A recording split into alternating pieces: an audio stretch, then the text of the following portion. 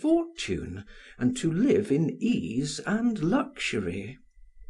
In Sparta, he says, the slave stands in fear of the freeman, but in Athens this is not the case; and certainly the bearing of the slaves introduced into the Athenian comedy does not indicate any undue subservience. Slavery at the best is an undemocratic institution, but in Athens it appears to have been made as democratic as its nature would permit. We find, then, in the Athenian state the conception of equality pushed to the farthest extreme at all compatible with Greek ideas; pushed, we may fairly say, at last to an undue excess. For the great days of Athens were those when she was still under the influence of her aristocracy, and when the popular zeal evoked by her free institutions was directed by members of the leisured and cultivated class. The most glorious age of Athenian history closes with the death of Pericles; and Pericles was a man of noble family, freely chosen year after year, by virtue of his personal qualities, to exercise over this democratic nation a dictatorship of character and brain. It is into his mouth that Thucydides has put that great panegyric of Athens, which sets forth to all time the type of an ideal state, and the record of what was at least partially achieved in the greatest of the Greek cities. Our form of government does not enter into rivalry with the institutions of others. We do not copy our neighbours, but are an example to them. It is true that we are called a democracy, for the administration is in the hands of the many and not of the few. But while the law secures equal justice to all alike in their private disputes, the claim of excellence is also recognised; and when a citizen is in any way distinguished, he is preferred to the public service, not as a matter of privilege, but as the reward of merit. Neither is poverty a bar, but a man may benefit his country whatever be the obscurity of his condition. There is no exclusiveness in our public life, and in our private intercourse we are not suspicious of one another, nor angry with our neighbour if he does what he likes. We do not put on sour looks at him, which, though harmless, are not pleasant. While we are thus unconstrained in our private intercourse, a spirit of reverence pervades our public acts.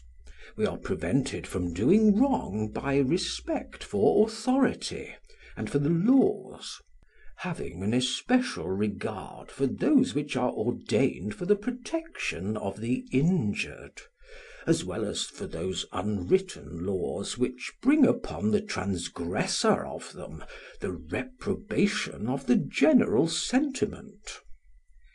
And we have not forgotten to provide for our weary spirits many relaxations from toil.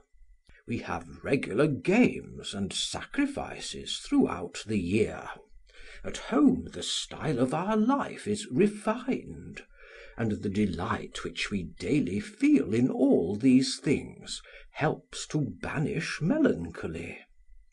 Because of the greatness of our city, the fruits of the whole earth flow in upon us, so that we enjoy the goods of other countries as freely as of our own.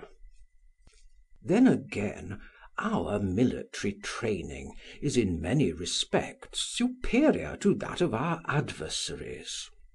Our city is thrown open to the world, and we never expel a foreigner, or prevent him from seeing or learning anything of which the secret, if revealed to an enemy, might profit him.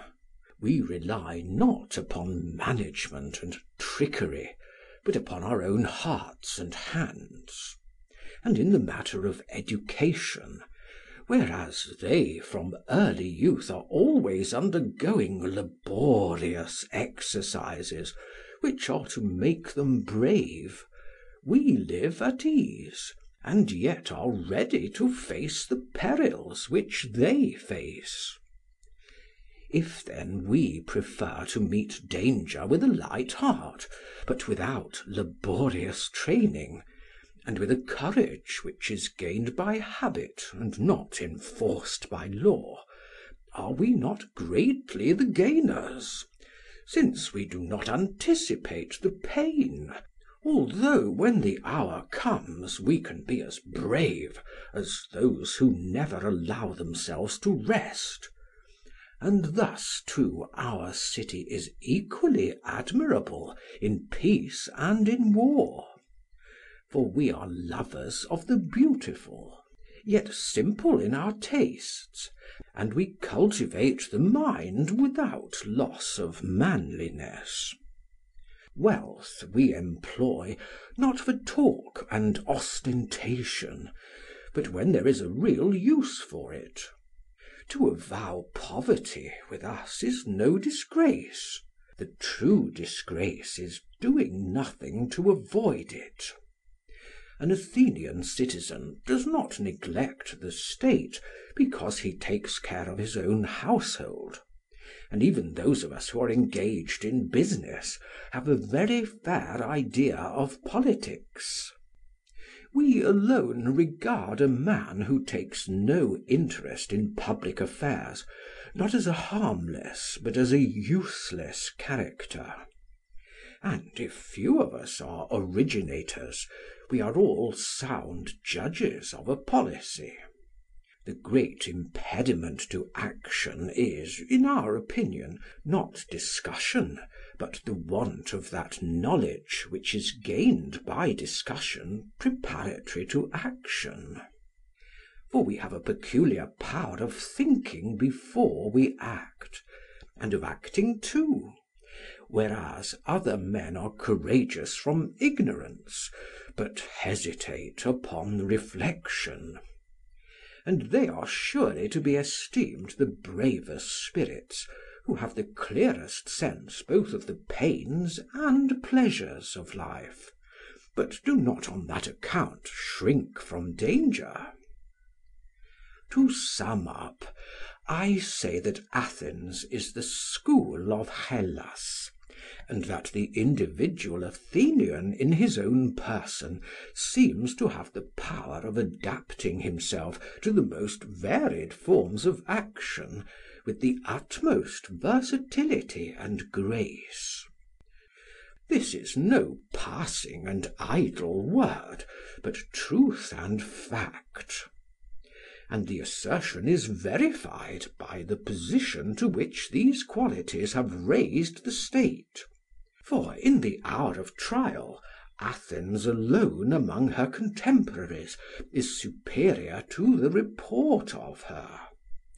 No enemy who comes against her is indignant at the reverses which he sustains at the hands of such a city. No subject complains that his masters are unworthy of him.